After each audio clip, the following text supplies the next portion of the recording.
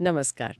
आज हम भारतीय संविधान के पन्नों में दर्ज एक ऐसे बदलाव की परतें खोलने जा रहे हैं। ये दिखने में शायद छोटा लगे, लेकिन इसका असर आप देखें तो करोड़ों जिंदगियों पर पड़ा है और पड़ रहा है।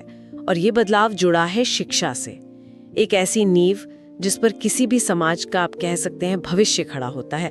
हमारे पास एक दस्तावेज है, इसका शीर्षक है शिक्षा का मौलिक अधिकार, संविधान संशोधन 2002।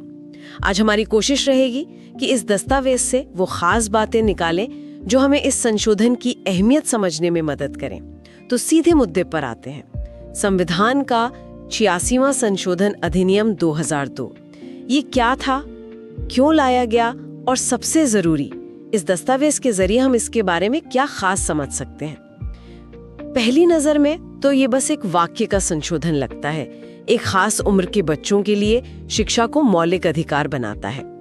लेकिन यहीं से मुझे लगता है असली कहानी शुरू होती है। चलिए पता लगाते हैं कि इस एक वाक्य में कितनी गहराई है। बिल्कुल, और ये गहराई वाकई काफी है। देखिए, अक्सर संविधान में जो बदलाव होते हैं, खासकर जो मौलिक अधिकारों से जुड़े हों, वो सिर्फ कानूनी टेक्स्ट नहीं होते। वो समाज की सोच, उसके प्राथमिकताओं में आए बदलाव का आईना होते हैं। और ये 86वां संशोधन इसी का एक बेहतरीन उदाहरण है। इसे महज एक और संशोधन कहना मेरे ख्याल से इसकी अहमियत को कम आंकना होगा। तो जैसा आपने कहा, इसका जो सेंट्रल पॉइंट है वो है शिक्षा को मौलिक अधिकार का दर्जा देना। पर यह समझने के लिए कि ये कितना बड़ा कदम था, हमें शायद ये देखना होगा कि इससे पहले क्या स्थिति थी। देखिए, पहले भी शिक्षा का जिक्र संविधान में था, ऐसा नहीं कि नहीं था, लेकिन मुख्य रूप से राज्य की नीति के निर्देशक सिद्धांतों में था। Directive principles of state policy जिन्हें कहते हैं। अच्छा, ये निर्देशक सिद्धांत, ये आम भाषा में क्या मतलब हुआ इसका?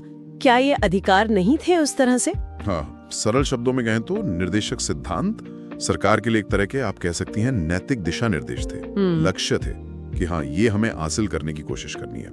जैसे अच्छी स्वास्थ्य सेवाएं देना या रोजगार के अवसर पैदा करना। महत्वपूर्ण तो थे, बिल्कुल थे, लेकिन आप इन्हें लेकर सीधे अदालत नहीं जा सकते थे कि भाई सरकार ये क्यों नहीं कर रही है। ये कानूनी तौर पर बाध्यकारी नहीं थे, मतलब सरकार की इच्छा और उसके संसाधनों पर निर्भर थे। और शिक्षा भी पहले इसी श्रेणी में थी, एक जरूरी लक्ष्य, हाँ, पर कानूनी हक नहीं। हाँ, जो मौलिक अधिकारों का घर है। अच्छा, भाग 3 में होना ही इसे निर्देशक सिद्धांतों से एकदम अलग और कहीं ज्यादा शक्तिशाली बना देता है। भाग 3 में होने से क्या फर्क पड़ता है? मतलब क्या ये सिर्फ एक अलग अध्याय में रखना भर है, या इसका कोई गहरा मतलब है? जैसे आपने कहा शक्तिशाली बनाता है, कैसे? नहीं, इसका बहुत गहरा मतलब है। भाग 3 में जो अधिकार शामिल हैं, वो बुनियाद हैं जिन पर हमारा लोकतंत्र, हमारी नागरिक स्वतंत्रताएं टिकी हैं। जैसे जीवन का अधिकार है, बोलने की आजादी है, समानता का अधिकार है ना? ये वो अधिकार हैं जिन्हें राज्य छीन नहीं सकता, बल्कि उनकी रक्षा करना राज्य की जिम्मेदारी है। और सबसे अहम बात, ये अधिकार न्यायोचित होते हैं, जस्टिशिएबल। न्यायोचित, ये शब्द आपने पहले भी कहा था। इसका ठीक मतलब क्या हुआ? क्या मतलब अगर किसी बच्चे को ये अधिकार नहीं मिलता तो कोई कुछ कर सकता है? हाँ, न्यायोचित का सीधा सा मतलब है कि अगर किसी नागरिक को लगता है कि उसके मौलिक अधिकार का हनन हो रहा है, तो वो अदालत का दरवाजा खटखटा सकता है। अदालतें इन अधिकारों को लागू करवाने के लिए निर्देश दे सकती हैं, सरकार को या संबंधित अथॉरिटी को। तो शिक्षा के मौलिक अधिकार बनने का मतलब था कि अब 6 से 14 साल के बच्चों की शिक्षा सिर्फ सरकार की नीति या कहें तो दया का मामला नहीं रही, ये उनका संवैधानिक हक बन गया, जिसे लागू करवाने के लिए कानूनी रास्ते खुल गए। और ये राज्य पर एक, हम कहते हैं, सकारात्मक जिम्मेदारी डालता है। सकारात्मक जिम्मेदारी? हाँ, यानी राज्य को सिर्फ दखलंदाजी से बचना ही नहीं है, बल्कि सक्रिय रूप से कदम उठाकर यह सुनिश्चित करना है कि हर बच्चे को शिक्षा मिले। ये समझना वाकई दिलचस्प है। मतलब ये सिर्फ कागज पर लिखा एक अधिकार नहीं रह गया, इसके पीछे असल कानूनी ताकत आ गई। जब मैं इस स्रोत को देख रही थी तो ये बात दिमाग में आई कि आखिर इस बदलाव की जरूरत क्यों पड़ी होगी। निर्देशक सिद्धांतों में तो शिक्षा का जिक्र था ही, जैसा आपने बताया। ये एक बहुत अच्छा सवाल है। देखिए, आजादी के बाद से ही शिक्षा के महत्व को तो समझा ही रहा था, लेकिन दशकों तक ये एक लक्ष्य ही बना रहा, हकीकत नहीं बन पाया पूरी तरह से। शायद अनुभव ने दिखाया कि बिना कानूनी बाध्यता के सिर्फ निर्देशक सिद्धांत काफी नहीं थे। लाखों बच्चे स्कूली शिक्षा से बाहर थे, सामाजिक आर्थिक बाधाएं वो बहुत बड़ी थीं। तो हो सकता है कि नीति निर्माताओं और शायद अदालतों ने भी कई न्यायिक फैसलों ने इस दिशा में संकेत दिए थे उनको। ये महसूस हुआ कि भाई शिक्षा को मौलिक अधिकार का दर्जा दिए बिना सबके लिए शिक्षा का लक्ष्य हासिल करना मुश्किल है। ये कदम एक तरह से शिक्षा को राष्ट्रीय एजेंडे में सबसे ऊपर लाने जैसा था। और फिर ये उम्र सीमा 6 से 14 साल, ये भी बहुत विशिष्ट लगती है। ऐसा क्यों कि सिर्फ इसी उम्र के बच्चों के लिए, मतलब 6 साल से पहले या 14 साल के बाद की शिक्षा का क्या? हाँ, ये उम्र सीमा तय करना इस संशोधन की एक और खास बात है। दस्तावेज सीधे तौर पर कारण नहीं बताता, लेकिन हम कुछ अंदाजे लगा सकते हैं इसके पीछे की सोच क्या रही होगी। 6 से 14 साल की उम्र आप देखें तो आमतौर पर भारत में प्राथमिक और उच्च प्राथमिक यानी मिडिल स्कूल शिक्षा से जुड़ी है, कक्षा 1 से 8 तक। तो एक संभावना यह है कि इसका उद्देश्य कम से कम बुनियादी स्कूली शिक्षा को पूरी तरह से सार्वभौमिक और अनिवार्य बनाना था, ताकि हर बच्चे को ज्ञान और कौशल की वो न्यूनतम नींव मिल सके जिस पर वो अपना भविष्य बना सके।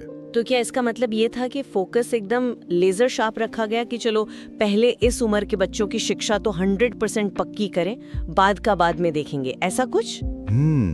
हाँ, कुछ ऐसा ही लगता है। एक निश्चित आयु वर्ग को परिभाषित करने से लक्ष्य बिल्कुल स्पष्ट हो जाता है और जिम्मेदारी तय करना भी आसान होता है। इससे संसाधनों को केंद्रित करने में भी मदद मिलती है। हालांकि ये सवाल जरूर उठता है, जैसा आपने उठाया, कि 6 साल से पहले की जो अर्ली चाइल्डहुड केयर और एजुकेशन ECCE है या 14 साल के बाद की माध्यमिक और उच्च शिक्षा है, उसका क्या?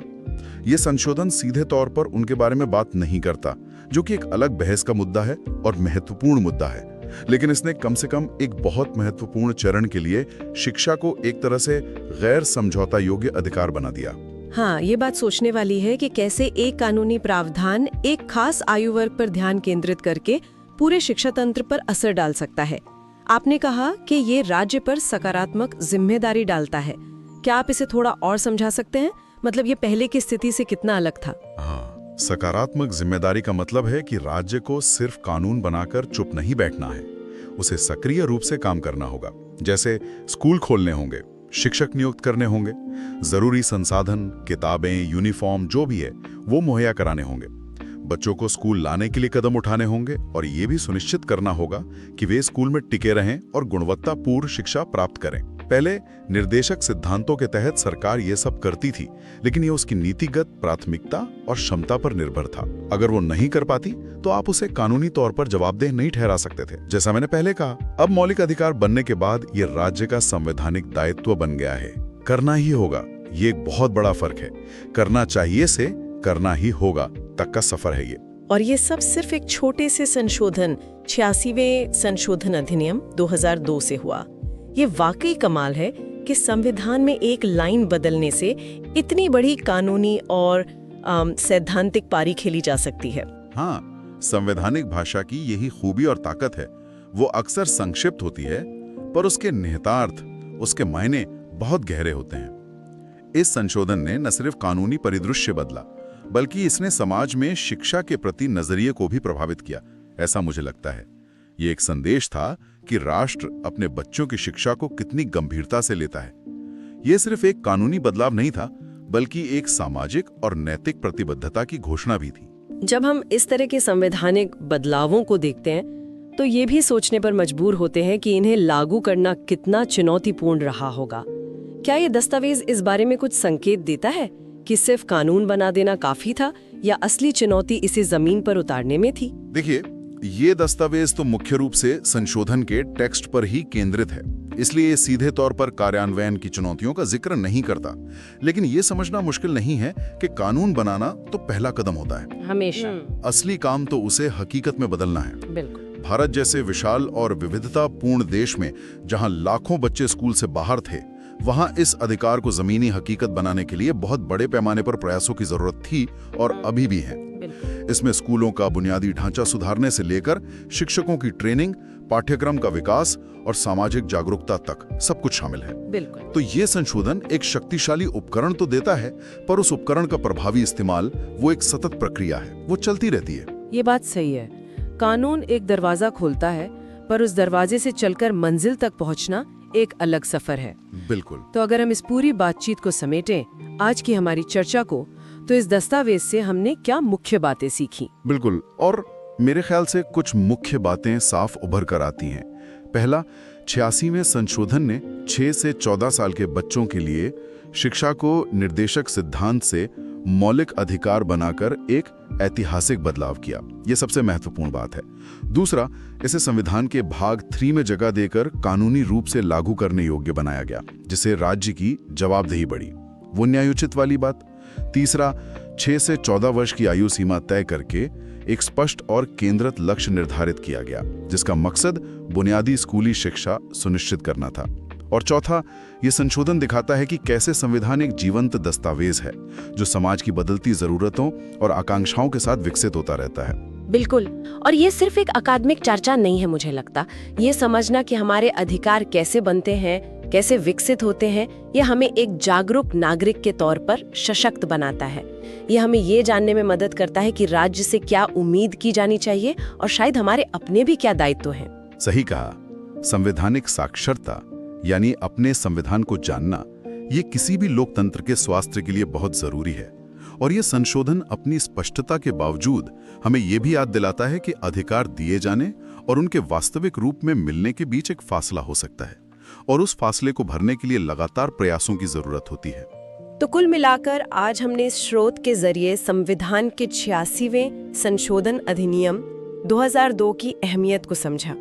हमने देखा कि कैसे एक कानूनी बदलाव ने 6 से 14 साल के बच्चों के लिए शिक्षा के मायने बदल दिए, उसे एक जरूरत से एक लागू करने योग्य अधिकार बना दिया। हाँ, और ये हमें ये भी दिखाता है कि कैसे केंद्रित कानूनी कदम सामाजिक लक्ष्यों को हासिल करने की दिशा में मील का पत्थर साबित हो सकते हैं। इसने शिक्षा को भारत के विकासात्मक एजेंडे के केंद्र में ला दिया। और जाते जाते एक सवाल जो शायद हमारे सुनने वालों को सोचने पर मजबूर करे।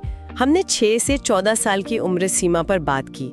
ये तय करना जरूरी था ताकि लक्ष्य स्पष्ट हो सके, जैसा आपने कहा। लेकिन क्या इस सीमांकन के कुछ अनअपेक्षित परिणाम भी हो सकते हैं? क्या इस पर इतना जोर देने से कहीं 6 साल से पहले की महत्वपूर्ण अर्ली चाइल्डहुड एजुकेशन या 14 साल के बाद की जरूरी माध्यमिक और उच्च शिक्षा, उन पर ध्यान कम हो गया? क्या एक अधिकार को परिभाषित करने की प्रक्रिया में हम अनजाने में शिक्षा के अन्य महत्वपूर्ण चरणों को नजरअंदाज करने का जोखिम उठाते हैं? इस पर सोचना हमें संवैधानिक प्रावधानों और उनकी जमीनी हकीकत के बीच के जटिल रिश्ते को समझने में शायद और मदद कर सकता है।